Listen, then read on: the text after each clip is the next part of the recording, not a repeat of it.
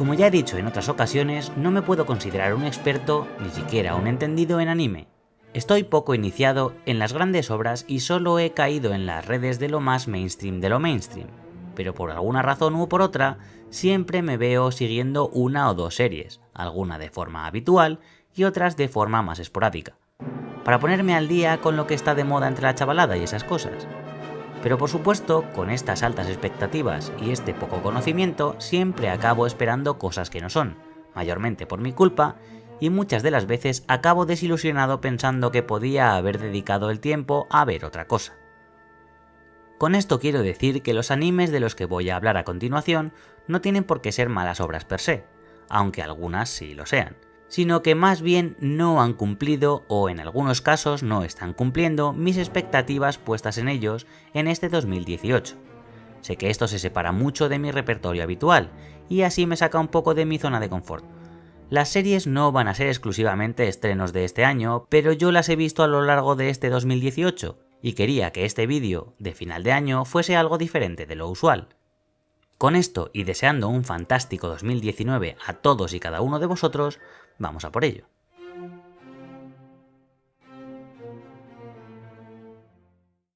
Baki nos narra la historia de un chico de 17 años que ha sido entrenado para convertirse en el hombre más fuerte del mundo, siendo esta la tercera parte de la historia basada en el manga del mismo nombre.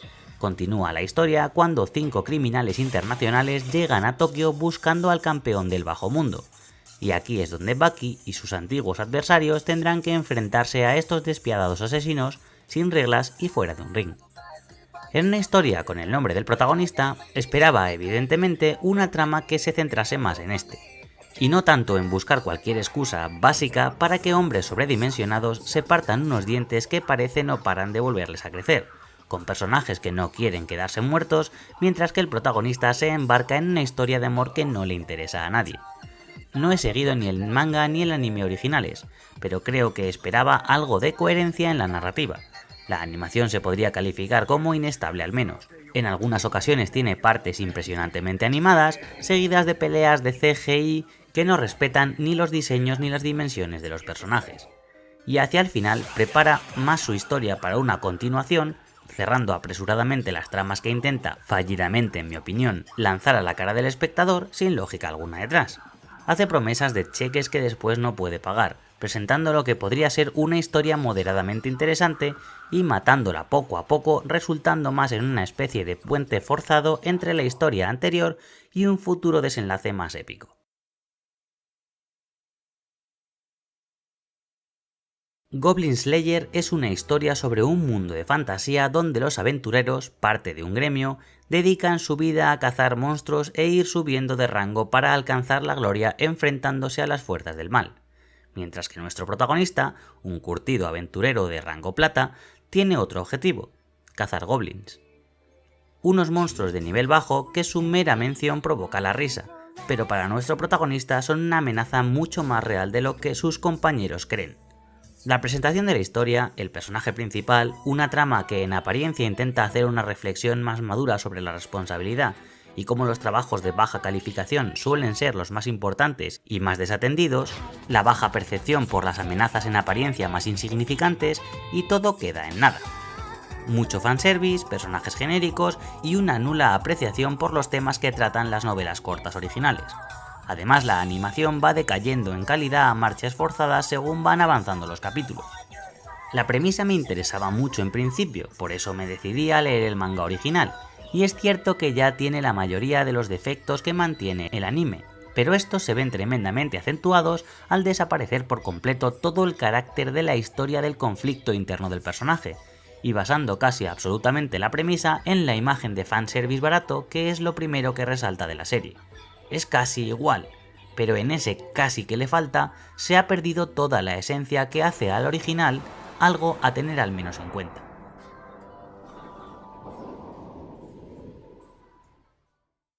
Inuyashiki está escrito e ilustrado por el creador de la mítica Gantz. Nos cuenta la historia de un hombre de 58 años, prácticamente solo en el mundo, sin amigos, con una familia a la que no le importa absolutamente nada, cuando en una noche, embargado por la depresión más absoluta, se ve envuelto en un accidente de características extraterrestres. Debido a esto, su cuerpo se ve sustituido por un ente mecánico físicamente superior a cualquier capacidad humana, dotándolo de una capacidad armamentística de niveles desconocidos por el hombre. Descubriendo sus nuevas habilidades, decide dedicarse a ayudar en lo posible a sus congéneres, siendo así la única manera de sentirse vivo de verdad. Pero él no estaba solo en la explosión. Un desconocido joven se ve envuelto en el mismo accidente y no ve sus nuevos dones con los mismos ojos. Es una historia con tremendas posibilidades. Se dedica a indagar en qué significa ser humano, qué hace de a una persona buena y qué la hace mala, y qué harían cada una de estas con un poder casi absoluto, el poder de curar y el poder de destruir en la palma de una mano, haciendo que te plantees si en tus manos la balanza se decantaría de un lado u otro. Pero cuando más interesante se comienza a poner la dicotomía moral, comienza a perderse en la acción más sin sentido, sintiéndose tremendamente apresurado en su desenlace y forzando a sus personajes en una situación que no permite darle un desenlace completamente satisfactorio. Además de contar con una animación que, personalmente, pienso que peca de tratar de ser demasiado efectista, forzando demasiado una rigidez antinatural en los personajes, demasiado corta para lo que quería contar y demasiado volcada en su recta final en una acción que no lleva realmente a nada.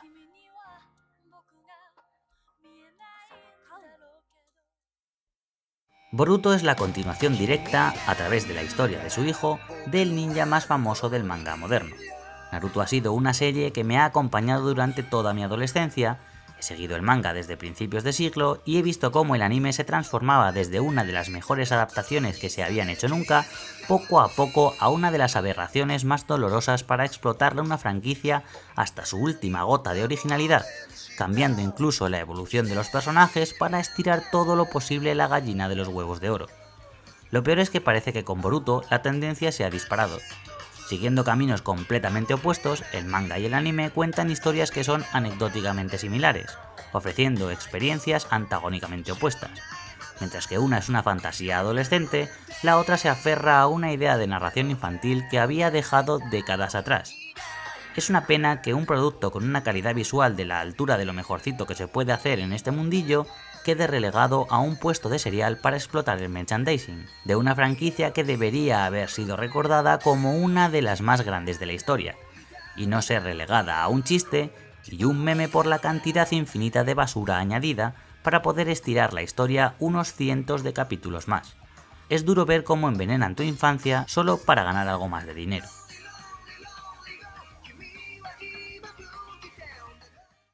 Tokyo Ghoul Red 2. Tokyo Ghoul es una serie complicada, en un mundo donde existen unos seres con apariencia humana pero que se alimentan de nuestra carne.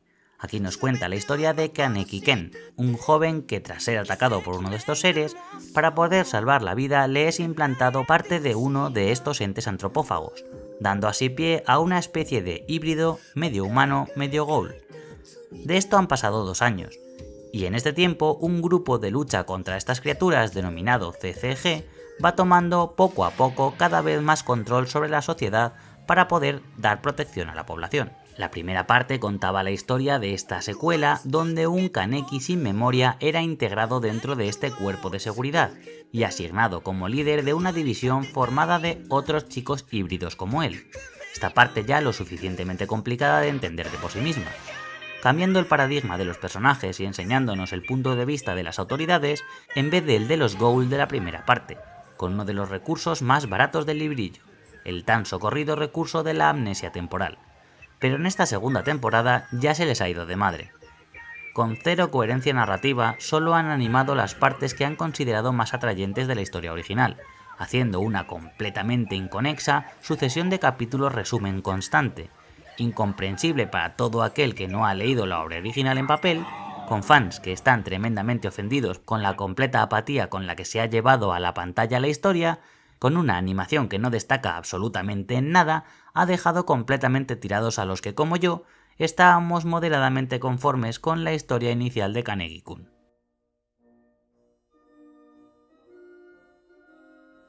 Nanatsu no Taizai. No os podéis ni imaginar la cantidad de veces que me han recomendado esta serie. En ella se nos cuenta la historia de los 7 pecados capitales, unos míticos guerreros que traicionan el reino y desde entonces se han convertido en los criminales más buscados.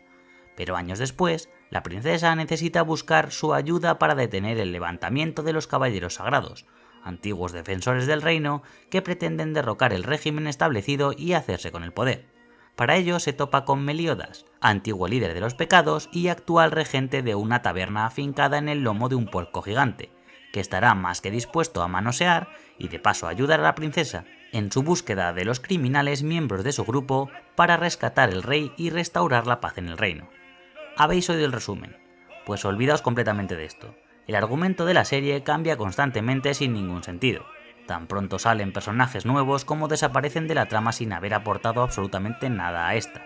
Los niveles de fuerza de los personajes escalan y disminuyen por la necesidad del guión y los personajes son planos y sin ningún tipo de desarrollo. La animación está un poco por encima de la media de lo visto a mediados de la década pasada. Y gracias a unos personajes cliché que, como he dicho, varían su relación de poder dependiendo de la necesidad del argumento, ha atrapado a un montón de seguidores que quieren ver cómo enormes cantidades de energía mágica, espiritual, llámalo como quieras, arrasan con el enemigo a batir porque fuck it, que hay que sorprender. He de decir que al final comienza a despuntar un poco más con unos villanos con algo más de carisma, pero no pasa de ser un fanfiction tremendamente mediocre, con personajes olvidables y clichés del género. Ejemplo, Arturo Pendragón. ¿Por qué? No sé. Lo siento por quien le haya gustado, pero ni cuenta nada ni aporta nada. One Piece ha sido y seguirá siendo una de las mejores historias jamás contadas.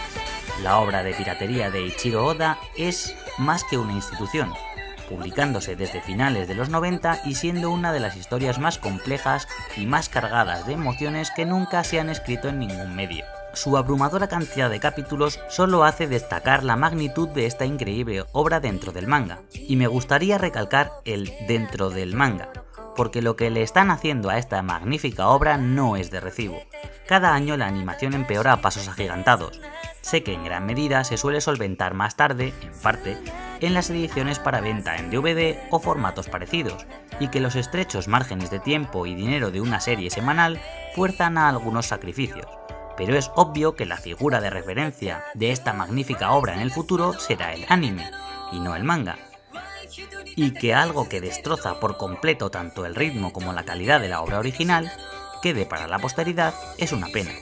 Si hay dos obras casi inabarcables que necesitan por su calidad y su magnitud una adaptación a la altura, son esta serie y Berserk, y son ambas dos las más maltratadas de lejos.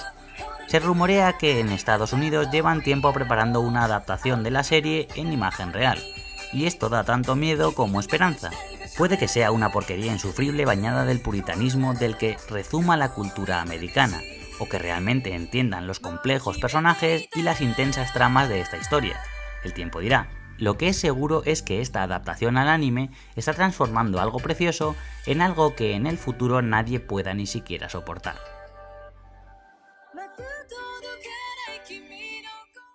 Dragon Ball Super es la continuación directa de Dragon Ball Z. Creo que sobra presentación ninguna. Cualquiera conoce ya de sobra la historia de Goku y compañía. La mítica serie de Akira Toriyama es la base de la expansión a nivel global del anime, y cualquier niño de mi generación ha intentado hacer un Kamehameha, onda vital, o cambiar el color de su pelo enfadándose mucho. En algunas ocasiones siendo menos niño de lo que le gustaría admitir.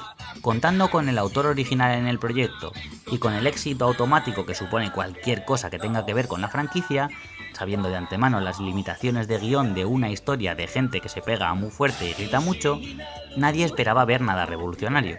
Y viendo las anteriores continuaciones de la historia, y la, siendo infinitamente benévolos, olvidable adaptación al cine, no se podría hacer nada lo suficientemente mal como para que sorprendiese a nadie. O al menos eso parecía en un principio. Pero no podíamos estar más equivocados. Destroza por completo los personajes con los que muchos hemos crecido, haciendo de estos parodias de sí mismos, borrando la ya de por sí escasa evolución que tenían en el material original. Y si a esto le sumamos una casi nula coherencia narrativa dentro de sus propias reglas, nos encontramos que es una historia a la que se le tiene que dar un poco más de coherencia a través de un manga, que tampoco es que sea para tirar cohetes, pero al menos intenta coser las costuras deshilachadas de una historia prácticamente sin sentido alguno. Lo más sorprendente de todo es que hay muchísima gente a la que le ha encantado, pero no deja de ser uno de los indicadores más importantes de lo que está pasando en esta industria, que no hace más que dar pasos hacia atrás para ser tomada de una vez en serio.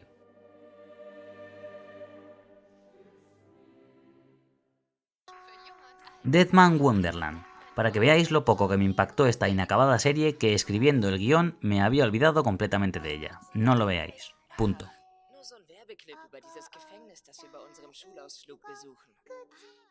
Y por último, como cada vez que hago una lista voy a hacer algo de trampa. Watership Down no es un anime, es una nueva adaptación de la novela de 1972, esta vez animada por técnicas digitales.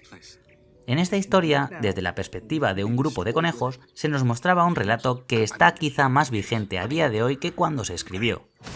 En este, Fever tiene unas horrendas visiones que muestran el colapso de la sociedad en forma de madriguera donde vive, pero solo un pequeño grupo cree en estas visiones y acompañan al pequeño conejo en su búsqueda de un nuevo hogar. El camino que tienen por delante no será nada fácil, lleno de peligros, nuevos para ellos, algunos con formas tan familiares que no están preparados para afrontar. Los temas que trata la novela original van desde la inmigración a la decadencia de las sociedades conformistas, pasando por el fascismo y las necesidades de trabajar en comunidad para salir adelante. Esta nueva versión de la BBC no le llega ni a la suela de los zapatos a la cruel y visceral versión de 1978, intentando dar una imagen más apta para públicos más infantiles, pero no es ahí donde veo el problema. El problema es que tergiversa tanto el material original que da una imagen tremendamente deformada de la intención inicial de la obra. Y no creo que sea totalmente desdeñable. Evidentemente es un mejor acercamiento a un público más infantil, pero algunos cambios tanto en la trama como en los personajes la distancian demasiado de lo que debería ser. Y creo que no me confundo al decir que ha quedado bastante lejos de las altísimas expectativas que esta obra imprescindible de la literatura infantil genera. Hazel, you have to believe me. Espero que todo el mundo entienda que esto es solo mi opinión, que si tú tienes la tuya estoy más que agradecido de que la compartas en los comentarios. Me apetecía soltar un poco de bilis antes de acabar el año, que siempre hablo muy bien de todo. Solo me queda desearos a todos de nuevo un feliz año y que tengáis unas fiestas magníficas, y os espero para el siguiente.